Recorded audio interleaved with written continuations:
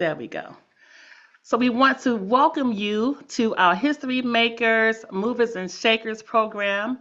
We are SM-LAC, Stone Mountain Lithonia Alumni Chapter of Delta Sigma Theta Sorority Incorporated, and we are glad that you are here to celebrate Black Girl Magic with us. This is a very informal but fun program tonight, so cameras on is optional.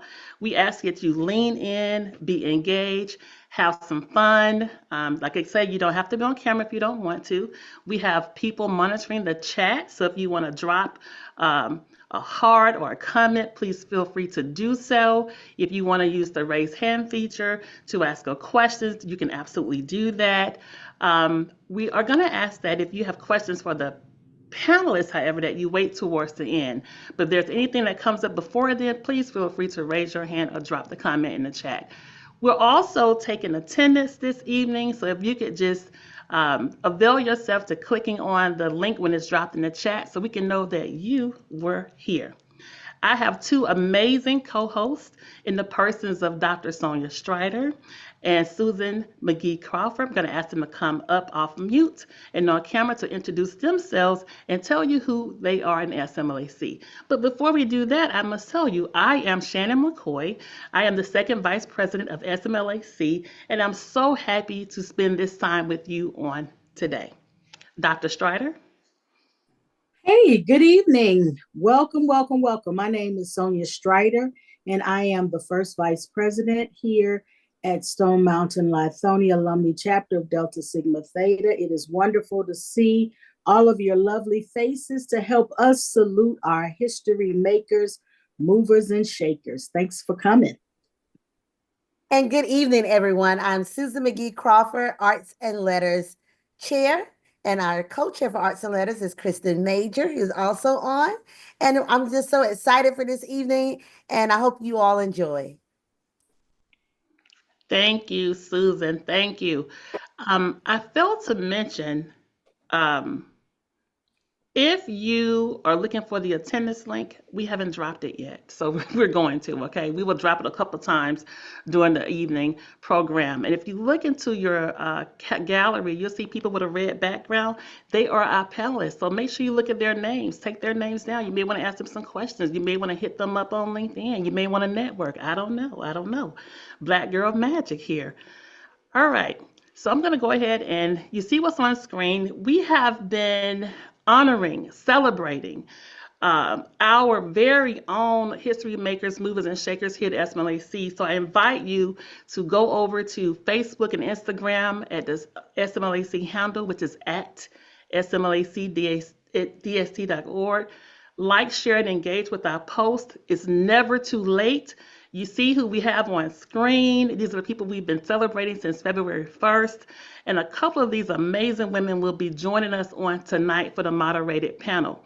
Listen, no question is a bad question, okay? So if you have burning question, please feel free to get some tips. You may, elevate your game at work or whatever you do, right?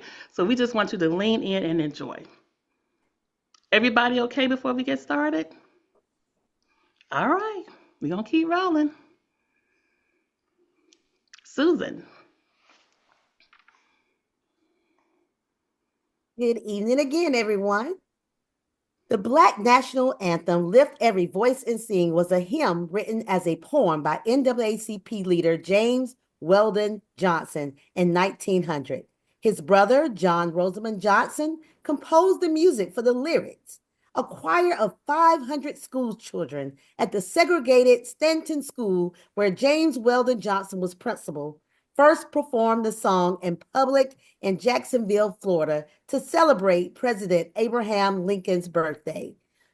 Ladies and gentlemen, our musical jewels will now sing Lift Every Voice and Sing.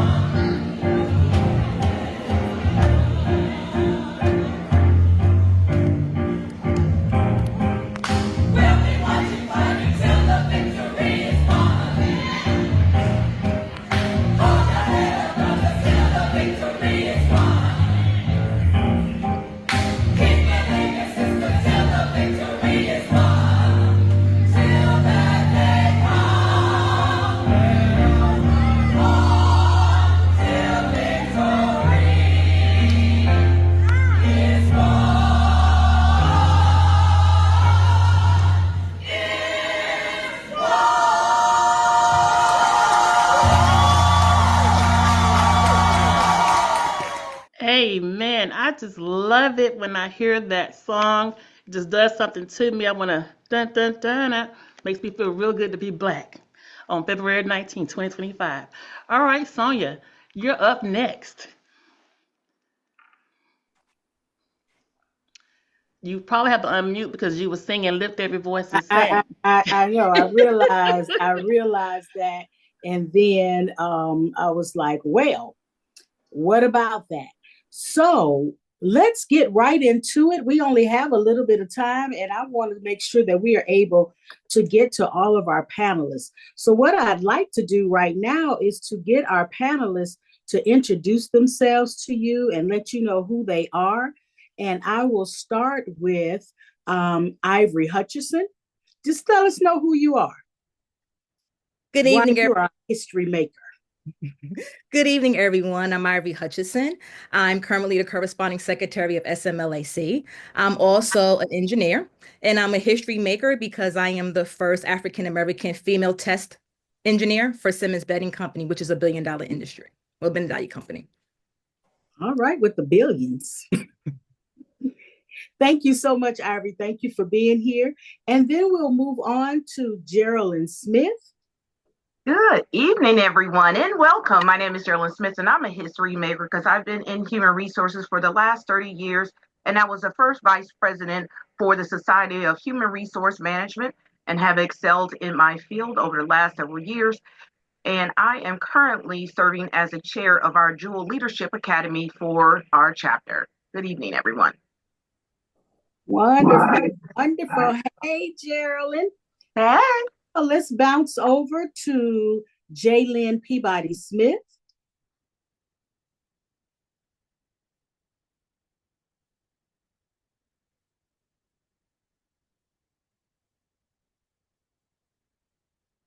Yeah, take yourself off mute. Yeah, she's coming. Okay.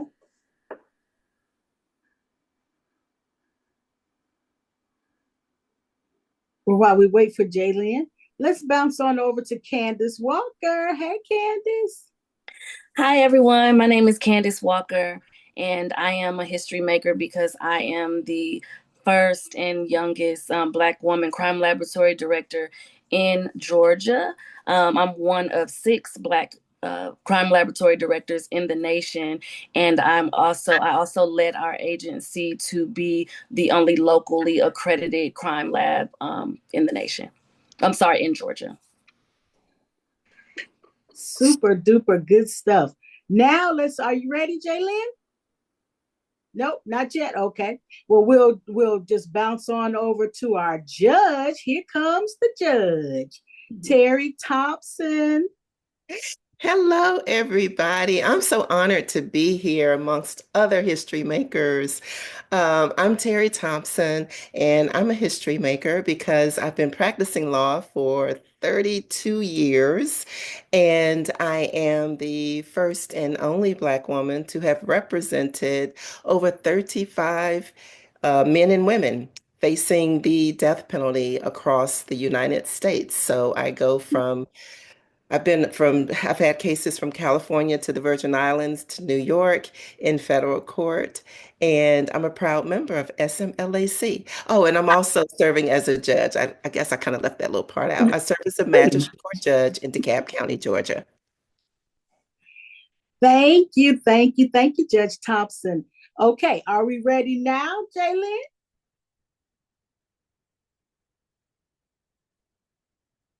Dr. Peabody Smith?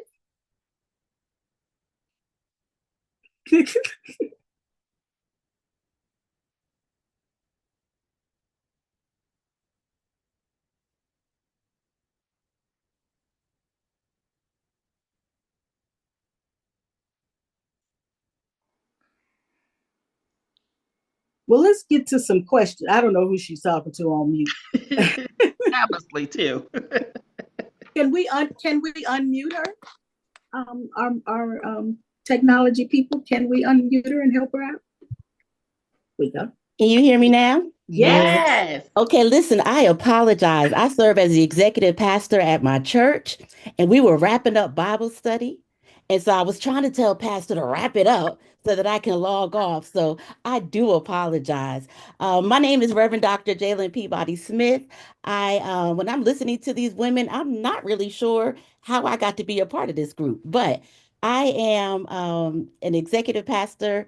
I am the first woman to serve as a full-time faculty at BSK Theological Seminary in Kentucky. So that is who I am. I'm also a therapist and do a whole lot of things, as you can see. So I do apologize, but thank you. Awesome, awesome, awesome. Let's see. I think I got everyone, right?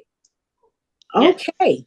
Well, then, how about we just want to get right into, like I said, we want to know who you are. We want to know how you got where you were, what have been some of your challenges, what have been your wins, how have you gotten to this place where you are now being, the history makers that you are. So I'm just going to kick off a few questions. Let's see, where am I going to start? Hocus pocus, eeny, meeny, miny, mo. Let's see. I think I'll ask Judge Thompson. So, Judge Thompson, what advice would you give a young woman who aspires to break barriers and kind of be in this field, in the field of law? And you're also, I don't remember if you mentioned that you are an author. And so, what kind of advice would you give a young woman who is trying to break these barriers and get into this field? The first advice, and I have a load of advice, honestly, having been through the many things that I've been through, both good and bad. But the first thing I would always tell anyone is you have to be resilient. You have to be resilient. And the way to do that, the way to become more resilient is to just simply stand in the face of the fire. I've had to do it. And sometimes, I've heard the phrase, do it, but do it scared. And there have been many times where I've been absolutely terrified, especially when I'm going to different jurisdictions where I don't know a soul. But one of the things that keeps me grounded and gives me the confidence to soar and to continue to soar is to be prepared. And that also incorporates with being resilient because when I go into a different jurisdiction where I don't know anyone, and when I walk into a courtroom and there's not a single Black soul, there's not even a Black woman, there's no one I can really kind of, get comfortable with. Um, it can be very foreign and foreign feeling, but I make sure I'm always prepared wherever I go. So there's not a question I cannot answer. And the reason that is because I work really hard at being prepared each and every day. So that makes you resilient because I know there's no question that I can't answer. Why? Because I'm prepared. I know I have the confidence. Why? Because I'm prepared. So you work hard and you be prepared. I love that advice. Be prepared. Don't let them catch you off guard. I love that. What about, let's see. I have here, I think I'll ask this question to Candace Walker. So, Candace, in your field and being, only first, youngest, many of those things that you mentioned there, what keeps you motivated? Oh, what keeps me motivated primarily is my family. I want to make sure that I'm continuing to make them proud by showing the character traits that they instilled in me when I was younger, which is basically just if you're going to do something, do it to the best of your ability.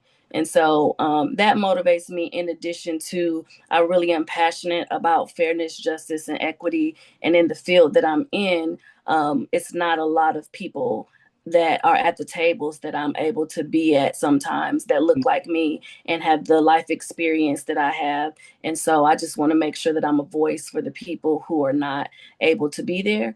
And so those two things. And then I really have a really good team at work. We work really well together and they also care about our mission and we just want to do the best for the citizens. So that's what motivates me. And that's wonderful. That doing the best you can. I think that's always, it kind of goes right along with Judge Thompson's, being prepared. So be always presenting your best, giving it everything you got, even when, they place this glass ceiling that they like to talk about, over our heads. But when you are giving it your all 1000% and you go in prepared, they can't knock you off your game. And I love that. So, what about, let's see, we're going to bounce over now to Geraldine Smith. What about, I want to know, how do you envision women in this industry of HR and the other things that you are doing? How do you envision women in that industry now? And particularly, I know that with some of the new laws and things that, HR getting a little sticky with, some things. And so, how do you envision the place of women and how we will continue to excel in that field? Absolutely. Women historically have always been in the forefront of HR. Years ago, my undergraduate degree was in HR. I knew years ago what I wanted to do in my field, but then my major was personnel and industrial relations. So I think of trains when I hear that because it's so antiquated as far as the title. But there's been a huge evolution in what HR stood for. We were very transactional at the beginning, meaning we did all of the tactical things of the hire, the fire, the paperwork. There was not a lot of processes for learning and development that it has evolved to be retitled as human resources because we moved away from a lot of the tactical things. But one of the things that I've learned from earlier on in my career is starting is, maintaining the knowledge of what's current. And so any of the fields or the states that I operated for had to know what those employment laws were because I knew the fate of some people's occupations were in my hand and making the right decisions and making the good decisions when it's time. And people are coming to you. So you have to have that compassion of making sure that when you walk into those conversations, especially those tough conversations, you better walk in there like you know that God sent you into those rooms. And so you come with that knowledge, but you have to be a self study and making sure that you're surrounding yourself with those also that are very knowledgeable in your field. And I've had my same mentor that was my first corporate leader for over 20 years now. That was going to be my question about, about mentoring and, do you have a mentor, and this is kind of just for everybody, do you have a mentor? And even in our audience, if you don't have a mentor, if you don't have someone in your field and or where you're trying to go, then you really need to work, like, let that be the next on your list tomorrow morning when you get up, is to have a good mentor, someone who will give you the good, bad, and the ugly, someone who will, encourage you. And, or in fact, my mentor told me today he took the buyout, and I think we all boohooed. Like, I mean, I'm still crying, but to have someone who will encourage you and make sure that you are operating at your best. Make sure that know, let me give you some tips. Let me give you some pointers. So that's a great advice. So I'd like to ask Dr. Jalen Peabody Smith, how do you think that your contributions have changed the landscape of the field that you're in? Well, before I answer that, I just want to jump back really quick to the mentor discussion. Sure. In ministry, I did not have a mentor. I did not have a female mentor for a very, very long time. And without that, I think it took my career path a lot longer because I just didn't know some things. One of the things I tried to do is to be able to give back and mentor someone else in the field. But to answer that question, at the seminary where I teach at, we have seen an increase in Black women students coming to the school because they now have faculty that looks like them. So representation really does matter. Yes. And then just lastly, having that team in place is probably the reason that I can do what I do is just having those different people that, somebody to encourage you, somebody to check you, somebody to pray for you, someone to do your tech, which my 21-year-old son, and he ain't here. That's why I can't go from StreamYard to Zoom tonight. But just the people around you, that I think makes a huge, huge difference.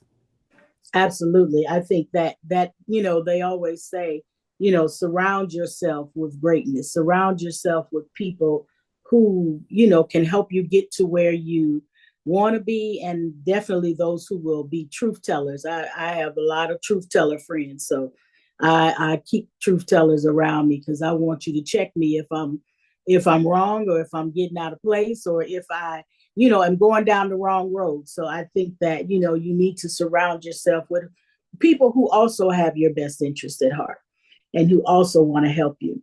So now, Ivory Hutchinson, let's ask this question. What was there a pivotal moment that defined your career or solidified your place as a leader in your industry? Oh, absolutely. I would say for me, my pivotal moment came when I was asked to design the testing lab for my company. And that was major and it was huge because up until that point, I felt that my voice had been muted. And so I kind of went out on my way to lead with my work product. So it was okay, if you don't want to hear my voice, then you're going to get my work. And I branded my work. So every time I sent out a report, I made sure that it was clear, it was concise, and it was actionable. And it got to the point to where I became the subject matter expert. And from there, they realized my work ethic. They realized what I brought to the table. And then they asked, well, hey, can you utilize your skill set to design this new lab? Initially, I was kind of afraid and was like, okay, they want me to design a lab. But then I had to lean in and realize I had the skill set, I had the experience, I had the knowledge, right? And so I utilized that, designed the testing lab, and it was great for me to walk into what I actually kind of saw presented in design and almost manifested. So that was a huge win for me because it showed me that I belonged in a room with everyone else and that my work made an impact and that I made a difference. And that is utterly important. And being a woman in STEM, a Black woman in STEM myself, I often found myself being the only one in a room, being the only one. And I know Candace can probably, because we're both in laboratory, and so even in classes, and then when you go into the work, it's the only one. And so you ain't all the time have somebody to ask. And I remember very years ago when I first started in the lab at the place I work, that I still work, but not in the lab. But when I first started there in the lab, and there were maybe about, there were a handful of people of color there. And we kind of had this code, right? So they tell a lot of the new people, the new, younger people that came in, people of color, and they'd say, don't ask anybody else when you have a question, come to one of us. And, so sometimes you find yourself having, like, I had to leave my lab and go down the hall to another lab and ask, the questions, but they made it a point. We had this, it was almost it was a club and almost a kind of a wall of protection around each other to make sure that we were the best, right, that we could be, and to make sure that we came off that way. And I like what you said, Ivory, about leading with your product, right? I can tell you who I am, but I can mostly show you who I am. And I can show you who I am in a way that, you will understand the best, because, it's my product. I don't even care if you like me or not, but you cannot deny I have good work, or you cannot deny what I have. We had a question in the chat too that was asking, and any one of you can weigh in on this, is the difference between between mentorship and sponsorship. Will you have any thoughts about that? I do. Okay. So sponsorship is more about somebody who may have more of influence than you. And so they can be in rooms that you potentially can't be in, and they can kind of lift you up. So if a project comes up or something like that, and they're like, oh, I know the perfect person that can work on that. You wouldn't have known about it at all, but they are pretty much sponsoring you because of what they have seen. And a mentor, more so, is somebody who is going to talk to you day to day, and kind of help and guide you and coach you, and give you advice and things like that. Absolutely. I have had many people who speak my name in rooms that I'm not in. And that is, I think that they're both vital roles to have, and both vital people to have in your life. If you have a mentor who is helping you get to where you need to be, as far as, coaching you up, if you will. And then if you have a sponsor who believes in what you're doing and who knows that you can do, and when you're not there, they say, I know, like you said, the perfect person to be able to do this. And so I think that's great. That's actually how I got my current role. I didn't even know the position was available. I wasn't even in the country, and they were looking for a director, and I had never had the role before. And somebody from my previous job said, "You know what? I know the perfect person," and they reached out to me. So sponsors, I really am appreciative to the ones that have been in my life, and then also the many mentors that I have as well. Yeah, absolutely. So speak my name when I'm not here. Let's see. I think I have a few more questions. Let's see. Let's see, Judge Thompson. How about this one? Can you share your biggest challenges, the biggest challenges that you faced as the woman in your field that you had to overcome? Sure. And I'll just say, being in the field of law has been very humbling, I will say, because oftentimes, like even today, I have, and let me go back. Let me kind of define what I do. I am a judge, but my judgeship allows me to keep my practice, and it's a very particularized area that I am allowed to practice in. So I want to make that clear. But one of the things, and this may sound a little strange, but what has really helped me the most is every time I get a no. Every time I get that no, or you can't, or you're not qualified, or you can't go there, or you can't speak there, you can't do that, that literally is like fuel in my car.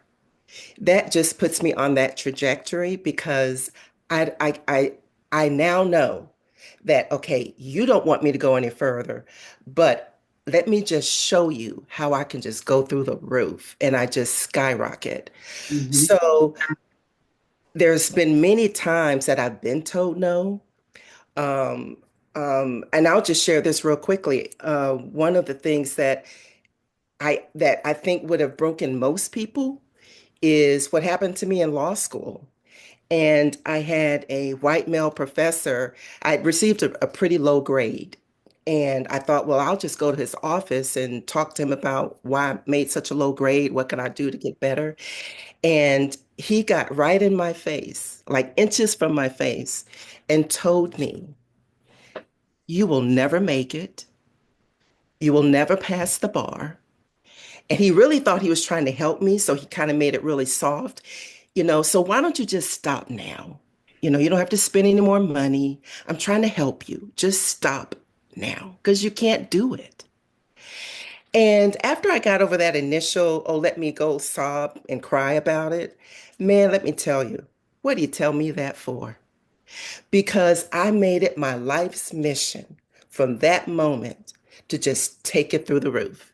And that's really how I tend to carry myself. Like I said before, I make sure I'm prepared. I make sure that I've outworked the other person. And just like I believe it was Ivory that said, I let my work speak for me. I don't care if you never speak to me, never like me, love me, hate me, but you are going to look at what I've produced and say, oh my God. So every no, every rejection has just lifted me to the heavens. So I'm not sure if I answered your question. You did, absolutely. And I think that that no, is the thing that fuels a lot of us, or that you can't do it, or I don't think you can, or this ain't for you, or all of those things that are they that try to get thrown at us is the fuel that gets us to the next spot. I have one question here in the chat that says, how would one go about gaining a mentor? And they said they're in HR and it's been hard finding someone. So, Geraldine, would you like to weigh in on this? Absolutely. HR is one of those fields. It's sometimes can be a little difficult to get in, but once you're in there, it's about the relationships you build. So one of the things that I did earlier on in my career, and I would encourage you to do the same, is get involved in trade associations. And for us, there's one, the National Association for African Americans in Human Resources, and then there's SHRM, the Society for Human Resource Management. And I've been involved in both. And one of the things with the NAAHR, that we would call it for short, is that I came in. It was a little intimidating at first because I was earlier on in my career, and full circle, I became president of that chapter, which is the largest chapter of the national organization.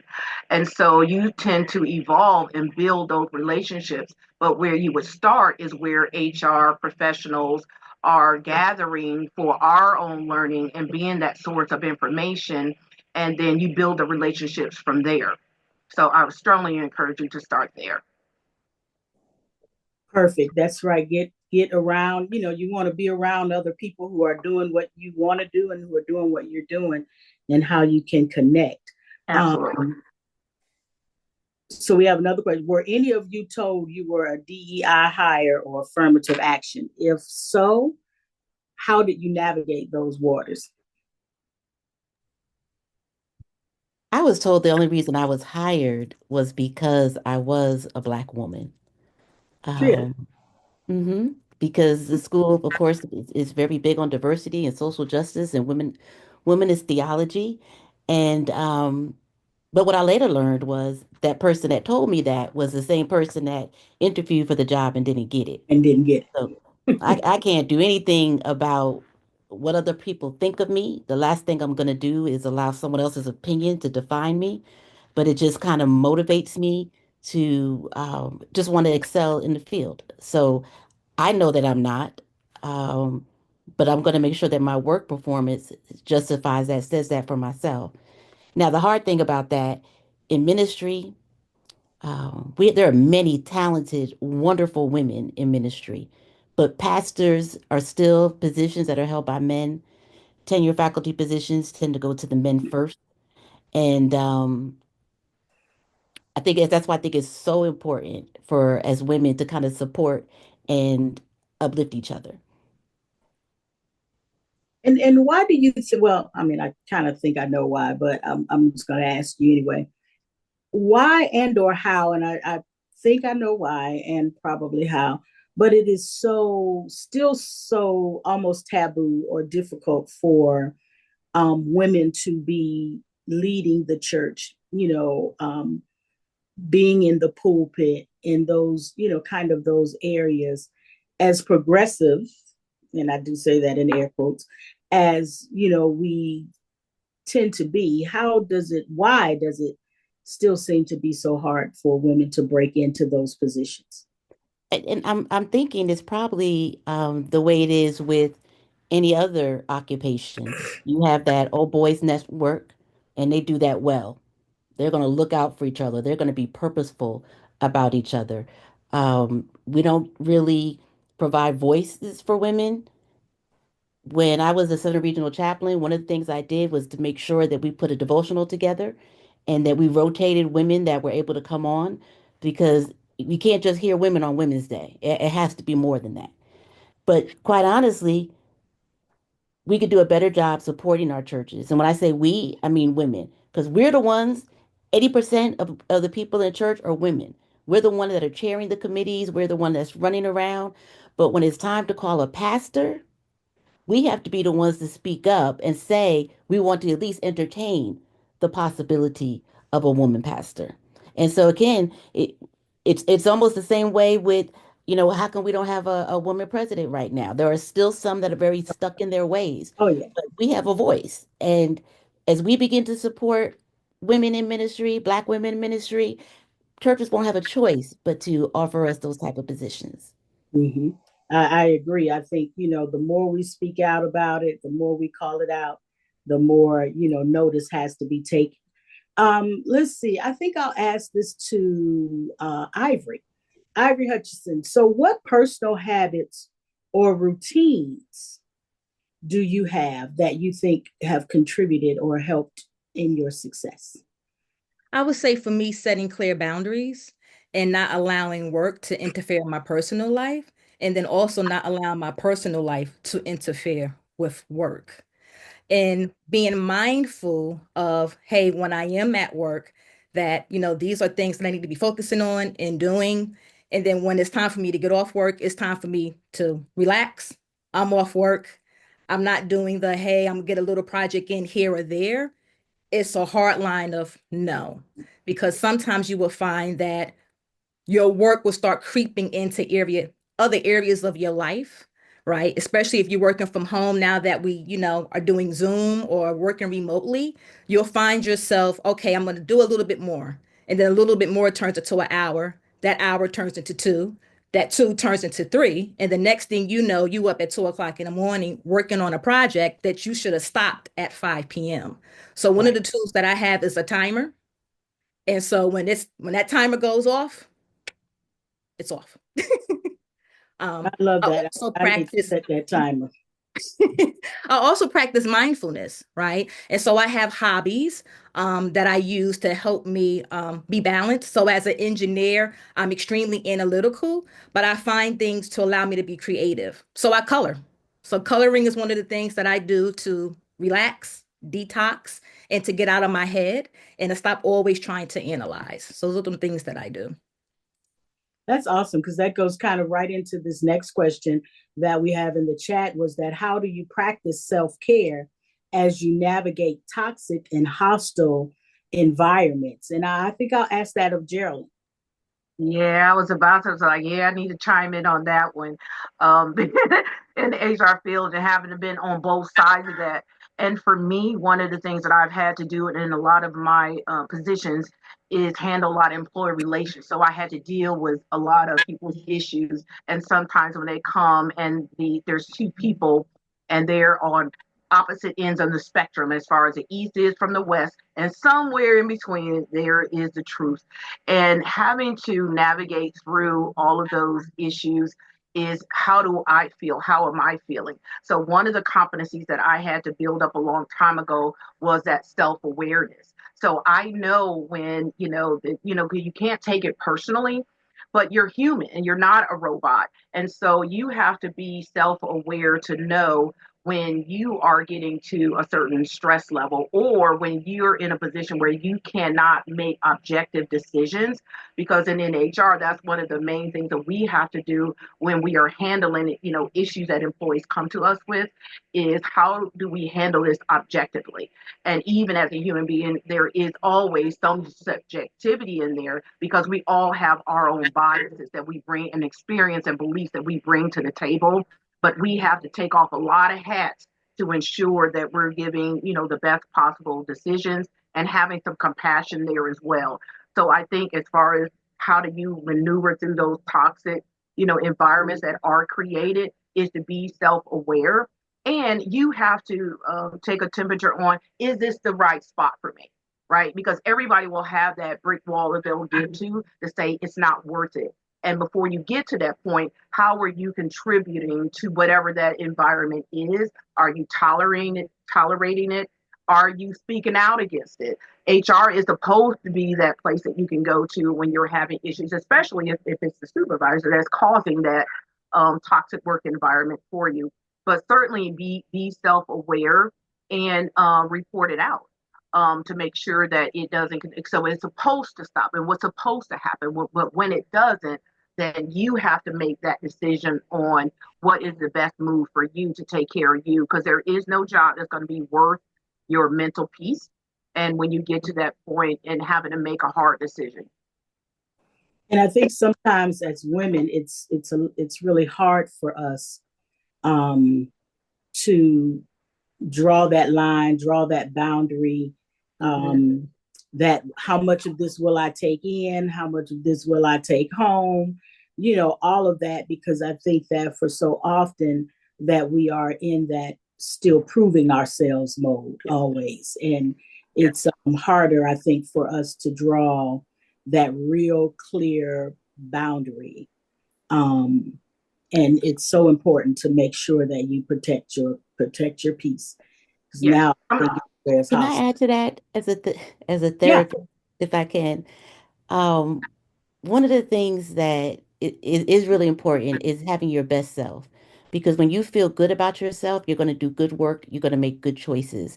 When we feel bad about ourselves, it's going to be the opposite. And a lot of times we find out feeling bad about because we're getting resentful. Yeah, So I'm really big. I don't do anything that I don't want to do.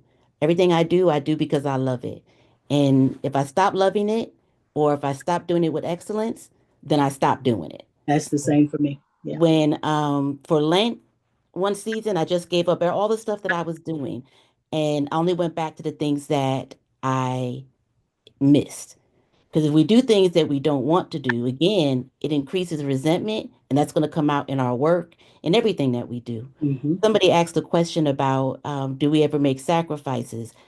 I'm going to say no, because sacrifice is the killing a part of yourself, right? You make sacrifices with goats, and Jesus made a sacrifice. I'm not going to kill a part of myself for anybody. But I've had to make compromises because I was raising children. There were some jobs that I couldn't accept because it wasn't going to give me the time that I needed. There's some things that I haven't done yet in life because I had children. Now Maya's graduating and my baby's leaving me and she's going really far. I don't know what I'm gonna do with all this time on my hands. But my point is you do what you love. Your purpose is what you love to do and also blesses others. And so if you're happy doing what you're doing, then all is going to be well. But if you're resentful or you don't have a good sense of self, that's when problems occur. I think I definitely Very agree with good. that good sense of self. And I'm the same way. I only say yes to what I really love, because I will give that my all. I give everything my all, but then if I'm not really in love with it, you do start to feel a little resentful. Is that I'm satisfying, or you satisfy everyone except yourself. So we have some Dr. great questions Strider, here. Yes. I gotta chime in. This is such a powerful discussion. Do a time check. We're at 7:45, and so I'm gonna skip the Miss Morgan State University oratorical speech. I will drop that link in the chat, so feel free, everybody, to look at that on your own. It's powerful. I think at this time we can start taking questions by audio from the people on our guest attendees, and then we'll Okay. follow up with Ego Tripping by Sora Evans, and then closing remarks. It's been so powerful. So I'll give us about another 5 minutes or so, 5 to 7 minutes to get questions from the attendees. Thank y'all so much. Absolutely. So if you put a question in the chat, and I have not read it, you can be free to, let's see, answer now. I see Crystal Palmer has her hand up. Yes, good evening. So I was listening to Dr. Peabody, and one of my questions was about sacrifices, and I like how she put it. There are no sacrifices, compromises. So I'm gonna change my question a little bit. So with the history makers that's on the panel, what I said sacrifices, but what compromises did you have to make to be a history maker? Like what I kind of want to keep saying sacrifices, but what did you have to do to become where you are? I'm pretty sure there are difficult times, that you had to cross to be these powerful women. So that's my question. I would take that. I would say for me early on, when I was in college, I had to make the sacrifice of not having the typical college experience because I was an engineer major. And so I had the 18, 19, sometimes 20 credit hours. So I could not go out and party. I could not go out and have fun like my other counterparts because I was studying. And it goes back to what Terry Thompson was saying. It was me being prepared. And I remember having a professor telling me, Ivy, you can play now or you could play later. The option is up to you. You much rather, you know, play later and do the work now, right? Than be older and trying to catch up and do the work that you should have done when you was younger. So that was a sacrifice, well, a compromise that I had to make. And once I graduated from college, I lived my best life. And I was able to live my best life because I had did the work initially. Okay. Right. So it Well, let me clarify. Some people do make sacrifices. Like they go through heck and high water. They will, they are. I'm just, that's just me in terms of the way that I look at it. But I know people do make sacrifices and that's gonna happen. And I We're trying probably to level did up, though. We're going to early level up, on. Dr. J. We're going Look, to level up. We're going to make compromises now. Erica Baker has a hand raised. Mhm. Thank you all for all the information you've given tonight. My question is, with everything that you've achieved so far in your life, in your career, is there anything that and this is for anybody, that you would like to do outside of what you already do? Well, I do some things outside of what I already do. I actually own a wine and book bar, which is totally to the far opposite of what I do on a day-to-day basis. And it really helps to balance my day-to-day because working adjacent to law enforcement, we see the worst of people's days, and it's just a lot of doom and gloom, which is why I don't watch television or the news. I don't really watch a lot of suspense. I'm a Hallmark girly. Anything that's light and airy and predictable for the most part, um, which kind of goes into my wine bar, which I love meeting new people, and it's just a really chill atmosphere. So it is completely opposite of what I do on a day to day. So I would love to continue doing that. Yeah, and I would say for me, it's more about things that are recreational, because being in my field is it's more serious tone sometimes than it is because you have to be taken seriously for what you do because people are looking for you for the correct answers, and they have to trust that what you say is true and objective. And so what I try to do is do something that's going to be, on a sillier side, rather that's dancing or doing something that's recreational. I need to do more things that are going to be a little bit more on the physical, to get a little bit better in shape than I am. But I do think that to what Candace said, sometimes doing something a little opposite of what you have to do. Even though I enjoy doing what I do, I've been in HR for long enough. If I didn't, I would have switched fields. But I love my trade and the field that I work in. But sometimes you do have to balance that, and only you can do that. You have to be the one to say, what do I want to do differently? Or if I wasn't get paid for it, I would have probably always do HR and love the training side of it. But you have to balance as well. Awesome sauce. I think Brietta Smith was next. Thank you. And this message is, or this question is to any of the panelists. Have any of you over your career, become complacent or um, just um, just kind of comfortable where you are, whether it's in an organization or whether it's in a role? And so what are some of the strategies that you use to kind of shake things up or to shake you up to get you moving and more motivated to do other things or to change organizations? I can kick it off no one else was. I think it's just when I think about the evolution of how things have changed in my field, is having to stay on top of what's new and what's current. And right now it's a lot of. I think someone asked a question about what's the evolution of what's happening in HR. It's going to be very skills driven, and technology driven. A lot of things that I would have to do as far as in person and training, that sort of thing, everything is driven online. And a lot of people, but how do you build those relationships? If nothing else, that COVID really tore the cover off of how leaders are, the relationships that they have with their team and how they lead or not, because it uncovered both.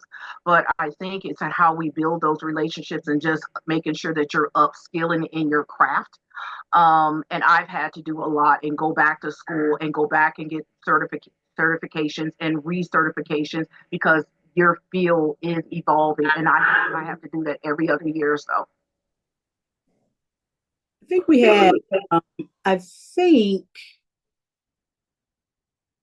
Shanluta was next. Charlotte. Wait a minute, say that again. Charlotte. Charlotte was next. And then we probably have time for one more after that. Okay. My question is for Ms. Smith, and I think she kind of already answered it. My question was, what are the key trends you see shaping the future of HR in the next 5 to 10 years? I know I've been in HR myself for almost 19 years for the government, but it seems like you have a whole lot of experience, and I just want to see, what was your outlook on what things may look like, especially what is going on currently in the government that we're looking at? Yeah, one of the things that I had to do was employee relations, and having people are looking for answers. I don't know what to do or what's the best for me. And we wear a lot of different hats because sometimes it is where you're having to be that coach, be that counselor. You're having to wear a lot of different hats, but being mindful that everybody they bring to the table all of who they are, and asking HR to help them make best decisions. HR sometimes gets a bad rap that we're just about trying to save the company money, but I was a different breed because sometimes some of our leaders don't always make the right decisions, and that's why they are sued. And it's not the fact that people are treated unfair and go to EEOC and who knows where that's going, but it's in how do we make sure that people are protected. And a lot of companies say, employees are our best asset, and people don't always feel that way. And it's our job to make sure that if we are representing a fair opportunity for everybody, that we also walk that walk and not just talking about it or just having that paragraph plastered on our handbooks. So I'm all about how do we continue to evolve, but I have to stay knowledgeable about current changes in laws and that sort of thing that impact the organizations that I represent. Thank you. Thank you. I think we have time for just one more. That's correct. I think I saw Christy Williams first. Good evening, ladies. I'm so glad to be here. One question I have is that I am a fighter. I am a warrior. And if I see that something is unfair, I want to fight and make sure that justice is done, so forth and so on. How do you differentiate between a battle that is worth fighting and not just giving in? Like, how do you choose your battles? How do you know when it's to go through and fight for something versus just let it go? Because for me, everything is like, no, we gotta do this. So that's my question. I'll try to answer that, and any of the other panelists can join in as well. I think you have to be clear on what the issue is, because not every battle, I'm sure you've heard that, is worth fighting, but some battles are worth fighting. But the battle is only worth fighting if you're clear on what the issue is. Sometimes we think the issue might be, well, and I'll just pull this out of thin air. Well, this person was racist, or this, misogynistic, or whatever. Is that the issue, though? That may very well be, the person may be racist, but is that the issue?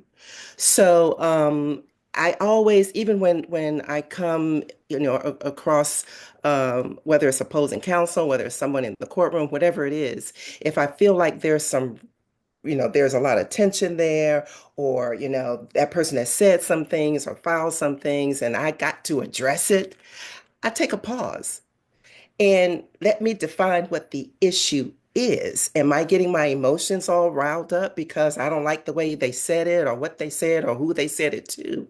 And that might all be true. I was just speaking with a client earlier today, and he went on this rant about, well, the police are always picking on Black men. Well, that may or may not be true, and let's assume it's true. But is that your issue in this particular matter?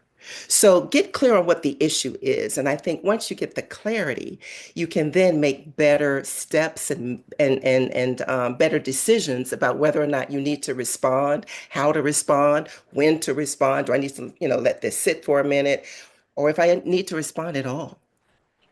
That's great advice, because that's actually what I was thinking, is that, you know, um, is the response, and how like you say, you're the firecracker, or you're the fighter. Is that the best way to get the action, or the outcome that you're looking for? And so I think, that is one of the things that you have to weigh, is this going to even get me what it is that I'm looking for? It doesn't always require you to have to put on the boxing gloves in that manner, but let me, I can get to what I'm trying to get to in another way, in a way that might even be more receptive, and probably is more receptive to the person that I'm talking to, or that I'm trying to get through to. And, kind of goes to, I guess, know your audience, right? So it's, there's different ways, more than one way to skin a cat. So if I know who I'm talking to, I know the best way, or try to know the best way to get through to them. I can beat my head up against the wall, trying to, but if they're not fazed by that, that's not going to at all get you where you're going. It's just going to probably make you more frustrated. So there's one more person that had her hand up, to Wanda, and I'm going to sneak you in, because Shannon McCoy don't be playing around with the time. So go ahead and get your question in, and we're going to get you a real quick answer so that we can move on to our next portion. Well, it's very quick. Thank you so much for letting me have the last question. I just needed to know where that location was for the wine bar. I'm a wine girl. Oh, come on, let me tell you. It is called the Vibrary Wine and Book Bar. It is in Stone Mountain Village, 970 Main Street, Suite A, Stone Mountain, Georgia, 30083. The history maker said, "Be prepared," and that she was. Okay, so Candace Thank Walker. you so much. I will see you at 970 Main Street, Stone Mountain, Georgia. Yes, thank you. Thank you. Let's give our panelists and our moderator a thunderous round of applause. Thank you, thank you, thank you. Ladies, you are our history makers, movers, and shakers. You motivate us, each and every one of us, to just be greater. Thank you, thank you, thank you, thank you. I'd like to invite a technology chair. You can unspotlight them if you like.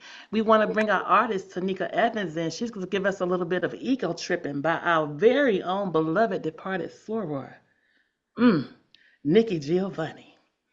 Are you ready, Tanika? Followed by that, we will have closing remarks from our president, Candace Hull Simon. Tanika, you have the floor. I was born in the Congo. I walked to the Fertile Crescent and built the Sphinx. I designed a pyramid so tough that a star that only glows every 100 years falls into the center, giving divine, perfect light. I am bad. I sat on the throne drinking nectar with Allah. I got hot and sent an ice age to Europe to cool my thirst. My oldest daughter is Nefertiti. The tears from my birth pains created the Nile. I am a beautiful Black woman. I gazed on the forest and burned out the Sahara Desert with a packet of goat's meat and a change of clothes. I crossed it in 2 hours. I am a gazelle, so swift you can't catch me. For a birthday present when he was 3, I gave my son Hannibal an elephant. He gave me Rome for Mother's Day. My strength flows ever on. My son Noah built Newark, and I stood proudly at the helm as we sailed on a soft summer day. I turned myself into myself and was Jesus. Men intone my loving name. All praises, all praises. I am the one who would save. I sold diamonds in my backyard. My bowels deliver uranium. The filings from my fingernails are semi-precious jewels. And on a trip north, I caught a cold and blew my nose, giving oil to the Arab world. I am so hip, even my errors are correct. I sailed west to reach east and had to round off the earth as I went. The hair from my head thinned and gold was laid across 3 continents. I am so perfect, so divine, so urethral, so surreal. I cannot be comprehended except by my permission. I mean, I can fly like a bird in the sky. Woo! Thank you, Sarah Evans. So beautiful. As we bring Madam President to the floor, I invite everyone to partake in the survey. We want to know how we did tonight. We want you to say the affirmation with us. You can take the spotlight off Sarah Evans.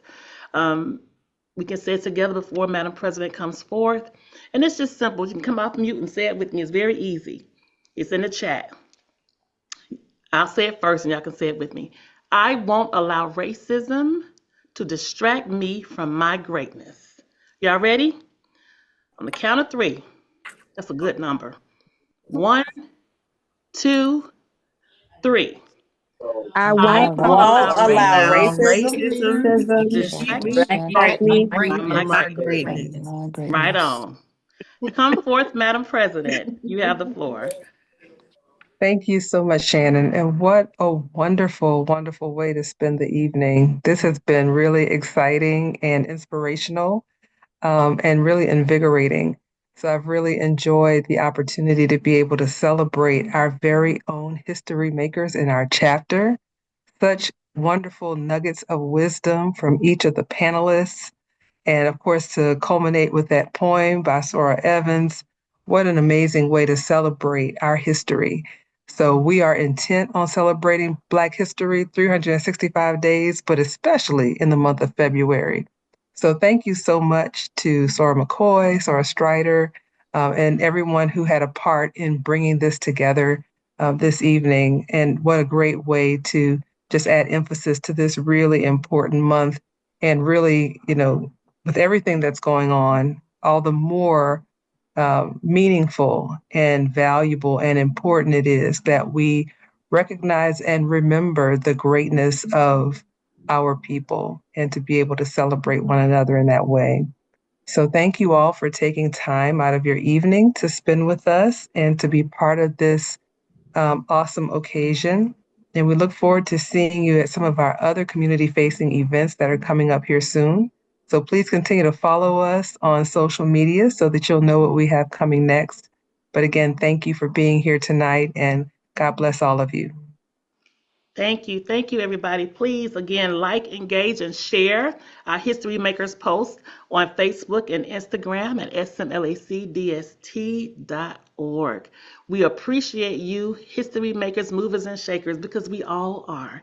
If you're on this side of the earth and you're a Black woman and you're breathing and you're smiling, you are a history maker. Go forth and be well, everybody. Good night. Thank you. Good night.